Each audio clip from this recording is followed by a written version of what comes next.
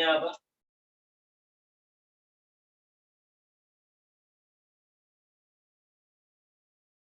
तो चैप्टर का second part है हमारे पास रिफ्रैक्शन। रिफ्रैक्शन के बारे में बात करते हैं। तो बहुत सिंपल डेफिनेशन मैं आपको बताता हूँ यहाँ पर रिफ्रैक्शन के बारे में। The bending of light is called refraction. समझ रहे हो? The bending of light is called refraction.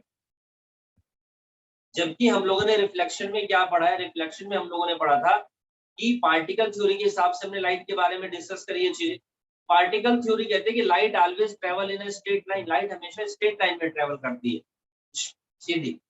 और यहाँ पर मैं कह रहा हूँ कि the bending of light is called the refraction. Light bend भी होती है, लाइट रे बेंड होती है बेसिकली। रिफ्रैक्शन का मतलब है यहाँ पर द बेंडिंग ऑफ लाइट रे। यदि लाइट रे जो है हमारी वो बेंड हो रही है, द बेंडिंग ऑफ लाइट रे when it passes from one medium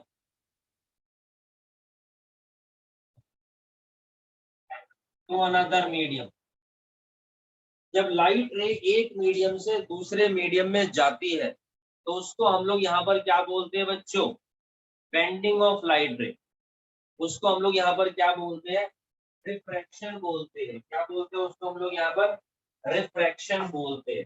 तो रिफ्रैक्शन मतलब bending of light ray when it passes from one medium to another medium. आपने कभी जिंदगी में पानी पिया बेटे? Very good. नींबू पानी पिया है? नहीं, जैसे जो रोड पे वो रेडी लगा के खड़े होते हैं ना, 2 रुपए में ठंडा गिलास, 2 रुपए ठंडा प्रति गिलास। देखा होगा पानी वाले बस अड्डे पे, वो नींबू पानी बेचता। आपने देखा उनका गिलास होता है, उसमें पानी भरता है, उसमें नींबू डाल रखते होते, ये बड़े बड़े नींबू भाई तो संतरे के जैसे।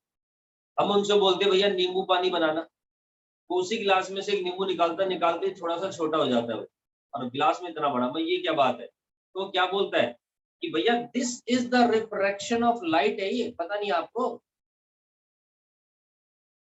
बिल्कुल सही। आप एक काम करिए, एक डंडी लीजिए या एक पेंसिल लीजिए और उसको एक ग्लास के अंदर, कांच का ग्लास है उसके अंदर आप पानी भरिए और उसके अंदर उसको डाल के देखिए, आपको थोड़ी सी टेढ़ी दिखाई देगी। जैसे इट हैपन, देखिए ये मेरे पास कांच का गिलास और मैंने इसके अंदर जब ये डंडी डाली, मान लीजिए यहाँ तक पानी भरा हुआ, तो यहाँ से मैं देखता हूँ कि ये कायदे से ऐसे जानी चाहिए, लेकिन ये थोड़ी सी टेढ़ी दिखाई देती है। ऐसे लगता है कि पेंसिल मुड़ गई अंदर जाके। जब बाहर निकाल के देखेंगे वो अगेन सीधी हमारे पास। तो ऐसा क्यों हो रहा है? ये रिफ्रैक्शन ऑफ लाइट के कारण हो रहा है। जब लाइट इस मीडियम से, ये मेरे पास एयर है और ये वाला मीडियम मेरे पास वाटर है, तो इस मीडियम से जब इस मीडियम में आती है तो ये बैंड हो जाती है। ठीक है, इट हैपन। तो ये देखिए मेरे पास एयर, ये मेरे पास यहाँ पर एक ऑब्जेक्ट है, this is called the glass object. ये ग्लास है, ग्लास समझते हैं ना, ट्रांसपेरेंट है दोस्तों। अब यहाँ से एक रे आ रही है, इंसिडेंट रे। हमने पढ़ा है कि लाइट हमेशा स्ट्रेट लाइन में ट्रेवल करते हैं, तो कायदा तो ये कहता है कि यहाँ से बिल्कुल स्ट्रेट जानी चाहिए, कायदे से पाथ ये होना चाहिए, एक्चुअल में ये होना चाहिए जो हमें ऐसे लगता है। ठीक है, लाइट ऐसे मुड़ थोड़ी सकती है। मैं यहाँ पर अपने रूम में मैंने लाइट फेंक के मारी, तो कमरे से बाहर निकल के गेट है, दरवाजे से उधर थोड़ी लाइट मुड़ जाएगी, उधर का थोड़ी तामझाम सिस्टम दिखाई देगा भाई। तो ये इंसिडेंट रे आ रही है और जिस पॉइंट पर ये इंसिडेंट होती है वहीं से नॉर्मल खिंच जाती है, this is called the normal. और इंसिडेंट रे और इस नॉर्मल के बीच में एंगल आई है, एंगल ऑफ इंसिडेंस होता है हमारा। ठीक। अब मैं ये देख रहा हूँ कि ये जो राइट रे है ये इस तरीके से सीधी आनी चाहिए, बट एक्चुअल में हुआ क्या है? एक्चुअल में ये बैंड हो गई। एक्चुअल में क्या हो गई है? ये बैंड होएगी। ठीक है, ये देखिए, ये कायदे से हमारे पास क्या है? इंसिडेंट रे का एक्चुअल पाथ जो होना चाहिए थे, लेकिन ऐसा नहीं होगा, ये बैंड होगी। अब हम देखते हैं बैंड किस तरफ होगी, इस एक्चुअल पाथ से उस तरफ को या इस तरफ को। यानी कि मेरे पास ये जो नॉर्मल है तो नॉर्मल की तरफ को बैंड होगी, यानी टुवार्ड्स द नॉर्मल बैंड होगी, अवे फ्रॉम द नॉर्मल होगी। तो ये मेरे पास देखिए रिफ्रैक्ट होगी, दिस इज द रिफ्रैक्शन। और हम लोग क्या देखते हैं, क्या हो रहा है रिफ्रैक्शन में? क्या हो रहा है बच्चों? ये एंगल आ रहा है नॉर्मल के साथ में, है ना। तो ये टुवार्ड्स द नॉर्मल, नॉर्मल की तरफ को बैंड होती है। ये बात मैं आपको बताऊंगा कि कब टुवार्ड्स द नॉर्मल होगी, कब अवे फ्रॉम द नॉर्मल होगी। तो मैंने आपको बताया कि जब लाइट एक मीडियम से दूसरे मीडियम में जाती है तो इट बैंड, सबसे पहली बात इसी को हम बोलते हैं यहाँ पर रिफ्रैक्शन फिनोमेना। अब ये बात कैसे पता चलेगी, ये नॉर्मल की तरफ को बैंड होगी, टुवार्ड्स द नॉर्मल बैंड होगी या अवे फ्रॉम द नॉर्मल। एक चीज और ध्यान रखिएगा कि हमारे पास कोई भी मीडियम है, लाइट अगर एक मीडियम से दूसरे मीडियम में जा रही है तो एक मीडियम ऐसा होता है जो रेयरर मीडियम कहलाता है और दूसरा मीडियम ऐसा है जो मेरे पास डेंसर मीडियम। तो बेसिकली एयर और ग्लास में से मैं देख रहा हूँ कि एयर जो होता है वो रेयरर मीडियम कहलाता है और ग्लास हमारा डेंसर मीडियम कहलाता है। डेंसर आप लोग समझते हैं, डेंसर यानी कि जहाँ पर डेंसिटी ज्यादा है ना, नंबर ऑफ मॉलिक्यूल्स ज्यादा है, इतने ही एरिया के अंदर, मान लो इतना ही एरिया यहाँ बना दूं, उसके अंदर एयर के 10 मॉलिक्यूल है लेकिन इतने ही एरिया के अंदर ग्लास के मैं कह रहा हूँ 1000 मॉलिक्यूल। तो इसका मतलब ये रेयर मीडियम है, ये डेंसर मीडियम है। तो जब भी ऐसा होता है कि if light goes from one medium to another medium bend, got it done. लेकिन अगर मैं बोल रहा हूँ if light goes from rarer medium to denser medium then it bend towards the normal, तो ये नॉर्मल की तरफ को बैंड हो। ठीक है, और अगर कभी ऐसा हुआ कि लाइट हमारे पास डेंसर मीडियम से रेयरर मीडियम में जाती है, मान लो ये मेरे पास ग्लास, ठीक है, और ये नीचे मेरे पास इधर में एयर हो, ये एयर और ये ग्लास। तो इस केस में क्या हुआ, डेंसर मीडियम से रेयरर मीडियम के अंदर लाइट हमारी जाएगी। ये देखिए ये इंसिडेंट है, सिंपल। और ये हो गई मेरे पास इधर में नॉर्मल। अब ये नॉर्मल है तो इस केस में क्या होगा, it away from the normal, जो ये रिफ्रैक्ट होगी, ये इंसिडेंट रे है और अब जो रे निकलेगी वो रिफ्रैक्टेड रे होगी, रिफ्लेक्टेड नहीं, रिफ्रैक्टेड। रिफ्रैक्टेड यानी बेंडिंग रे, रिफ्रैक्टेड रे कहलाती है। ठीक, तो ये एक्चुअल पाथ कायदे से हमारे हिसाब से तो ये होना चाहिए, बट होता ये नहीं है। कि क्या हो गया, ये आपका इस डायरेक्शन में रिफ्रैक्ट होगी, एंगल आई और ये हमारा एंगल आर। रिफ्रैक्शन के केस में याद रखना कि एंगल आई कभी भी एंगल आर के बराबर नहीं होता है। एंगल आई कभी भी एंगल आर के बराबर नहीं होता है। स्पेसिफिक कंडीशन हम जरूर डिस्कस करेंगे जहां पर ऐसा होगा, बट ऐसा नहीं होता। तो अगर ये डेंसर मीडियम से रेयर मीडियम में जाएगी तो it away from the norm. ठीक, ये अवे फ्रॉम द नॉर्म। अब इसी रे डायग्राम को हम दोबारा फर्दर देखते हैं। मान लो कि एयर से ग्लास और ग्लास से अगर दोबारा एयर के अंदर हमारी रे जाती है तो इस बार ये वाली मेरी क्या होगी, इंसिडेंट रे, और ये हो गया मेरे पास क्या बच्चों, नॉर्मल। ये इसका एक्चुअल पार्ट कायदे से ये होना चाहिए,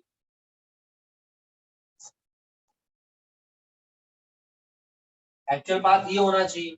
लेकिन ये क्या होगा कि मेरे पास इस बार ये डेंसर है और एयर रेयर मीडियम है, तो डेंसर से रेयर में जाएगी तो अवे फ्रॉम द नॉर्मल, यानी कि इस तरीके से रिफ्लेक्ट होगी। ठीक, अब ये वाली जो रे होगी मेरे पास इस बार कहलाएगी emergent ray. Now this is termed as emergent रे।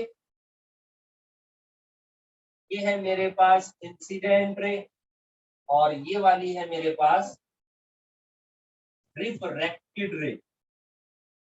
अब इसको मैंने इमर्जेंट रे इसलिए बोला है क्योंकि रेयर से डेंसर, डेंसर से फिर दोबारा रेयर में आ गई।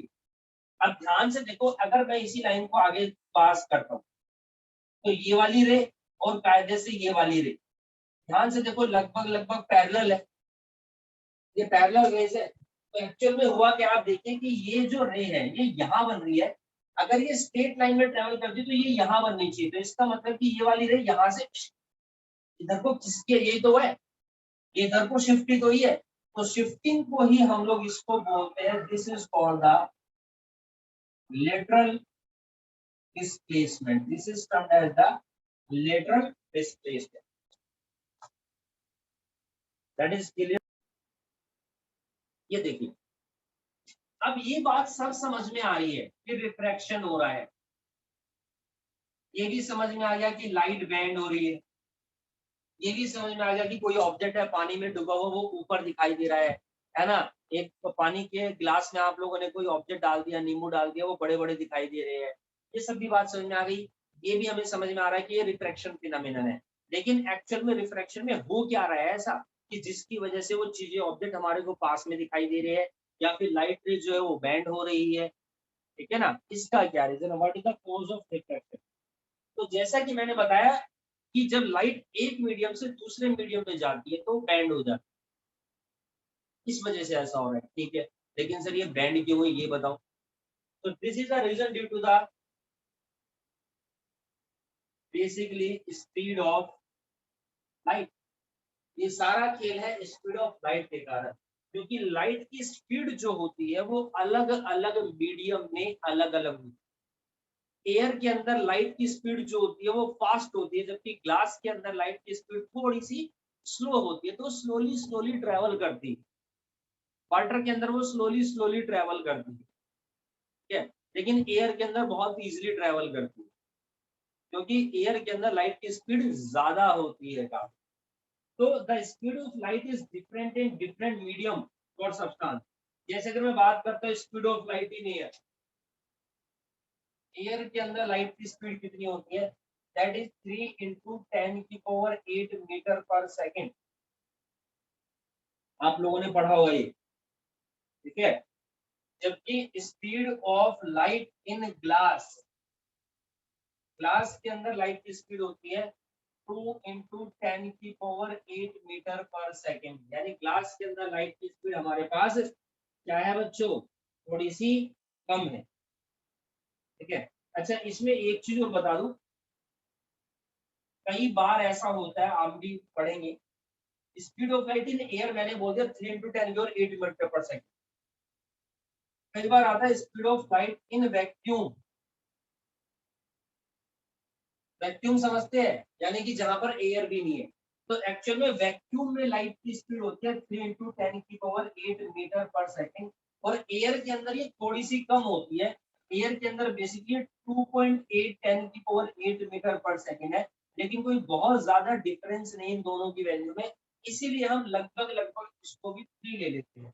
या फिर एयर और वैक्यूम में कोई डिफरेंस नहीं है, कोई बहुत ज्यादा डिफरेंस नहीं टेक्निकली, तो इस वजह से हम सेम ले लेते हैं। बट एक्चुअल में वैक्यूम जो होता है वो ज्यादा रेयर मीडियम होता है कंपैरिजन टू एयर, क्योंकि एयर के अंदर भी ऑब्वियस सी बात है, air is a mixture of gases, कुछ ना कुछ पार्टिकल तो होंगे, थोड़ा वो तो डेंस होता ही है ना, बाकी ग्लास हमारा यहाँ पर ज्यादा होता है डेंस। यानी हम ये कह सकते हैं कि light travel faster in air but slower in glass, ठीक। So the refraction of light is due to the, ये रिफ्रैक्शन ऑफ लाइट क्यों हो रहा है, due to the change in speed of light, क्योंकि लाइट की स्पीड चेंज होती है on going from one medium to another medium. जब वो एक मीडियम से दूसरे मीडियम में जाती है तो लाइट की स्पीड चेंज होती है, और उस स्पीड चेंज होने के कारण यहाँ पर क्या होता है बच्चों, रिफ्रैक्शन फिनोमेनन होता है। So when light goes from one medium to another medium, its speed changes, and this change in speed of light causes the refraction of light. Okay? This is the concept. The refraction of light on going from air to glass takes place because the speed of light is different in air and glass. So being more in air and lesser in glass, जैसा कि मैंने आपको बताया, तो जब light enter करके air से glass में इसकी स्पीड चेंज हो जाती है, यानी कि वो रिड्यूस हो जाती है, and the changes in the speed of light going from air to glass called the refraction of light.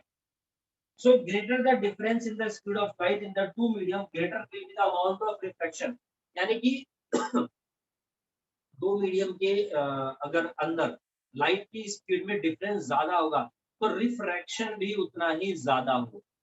Refraction उतना ज्यादा होगा, इस बात का मतलब क्या है, बेंडिंग उतनी ज्यादा होगी। रिफ्रैक्शन की ताकत मतलब क्या, रिफ्रैक्शन की क्या वजूद है, रिफ्रैक्शन का मतलब बेंडिंग। मैं कह रहा हूँ कि ये लाइट यहाँ से वहां गई और ऐसे जाने ऐसे चली गई, बैंड हो गई, तो इसका मतलब क्या है, ये रिफ्रैक्ट हो गई, तो यही तो रिफ्रैक्शन की ताकत है। इसने इतना बैंड करा तो ये रिफ्रैक्शन की ताकत है, इसने इतना ज्यादा बैंड कर दिया तो यानी इस वाले रिफ्रैक्शन की ताकत ज्यादा है। बात सुन रही, this is the refraction basic.